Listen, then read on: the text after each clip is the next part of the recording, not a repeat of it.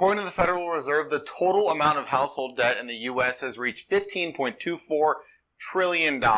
If you take that number and divide it by the number of households among the United States, according to the United States Census Bureau, which is close to 121 million, you'll find that the average amount of debt per household is over $126,000 based on those two giant numbers. Although that average number is a lot more palatable, it's still not affordable for most people, unless of course you're Jeff Bezos. You see, almost 70% of Americans have less than $1,000 in their savings accounts. I didn't bring that statistic up to shame people who can't afford their bills and don't have a lot of money saved in their bank. That would be rude. Instead, I'm merely using it to further paint the debt picture for you. Maybe the reason why most Americans don't have much savings is due to the fact that most of their money already goes towards paying off their debt. Although that could be the case, all of this racked up debt is also what fuels the collections industry. The debt collection industry is worth a whopping $18.8 billion. Now the point I'm trying to make with all of this is that it's inevitable for organizations to run into clients who don't pay off what they owe. When those outstanding balances arise, it falls on the organization to try to collect on that debt, which could sometimes be more expensive than what's owed. But collecting from your clients doesn't have to be an expensive, painstaking process. Sometimes all that's required is to send a solid debt collection letter. Of course, the next question is, what are the legal requirements associated with collecting debt? Hi everyone, I'm Matt from eTactics, and today I'm going to explain the Fair Debt Collection Practices Act, or FDCA's debt validation letter requirements. Before we get started though, make sure you subscribe to our YouTube channel by clicking the button below. Also hit that alert bell icon next to it as well, so when we post new helpful content, you get notified.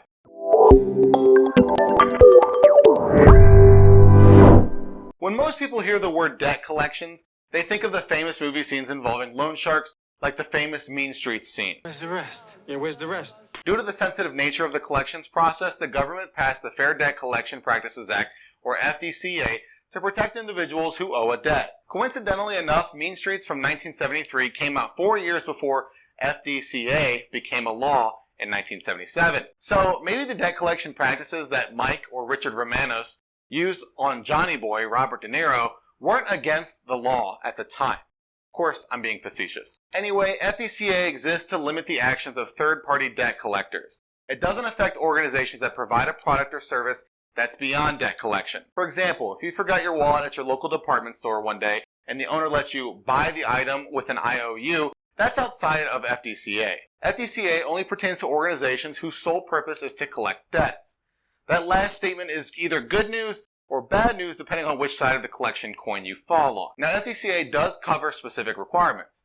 Debt collectors can't contact debtors at an inconvenient time unless they're told by the debtor that it's okay, may send letters, emails, and/or text messages to collect a debt, can attempt to reach debtors at home or work, cannot contact debtors at their place of work if requested not to, must provide a validation notice within 5 days of contacting a debtor. Whether you're the owner of what the FDCA considers a third-party debt collector or a business owner, it's important to understand the legal requirements surrounding collections before you do anything else. Now, Section 809 of FDCA requires that collection agencies send a validation of debts within 5 days after the initial contact with the consumer. But what type of information should exist in a debt validation letter? Luckily, the law also spells that out. To be compliant with the FDCA, debt validation letters must include the following information: the amount of debt owed, the name of the creditor that requests the debt, a statement that states the assumption of the validity of the debt unless it's disputed within 30 days after receipt, a statement that details if the consumer sends a dispute letter in writing to the collector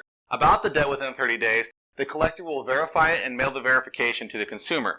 A statement that details that upon the consumer's written request, the debt collector will provide the name and address of the original creditor. Seems pretty straightforward, right? Well, the reality is that there's one caveat in the FDCA that most collection agencies follow when creating their debt validation letters. In the first part of Section 809, FDCA states that a debt collector doesn't have to create and send debt validation letters if the initial communication with the consumer contains the required information. As such, many collection agencies opt to stay in compliance with FDCA's debt validation requirements with the first correspondence to the consumer. Now, the Fair Debt Collection Act's ultimate goal is to protect consumers. As such, the duty to stay compliant with the Act falls on debt collection agencies. If they don't stay compliant, it could lead to some serious penalties. Now, if you'd like to learn more about debt validation letters and how to send them, reach out to eTactics. And you already made it this far into the video, so you might as well like it, share it, and comment below. Well, what are you waiting for? Subscribe to our YouTube channel.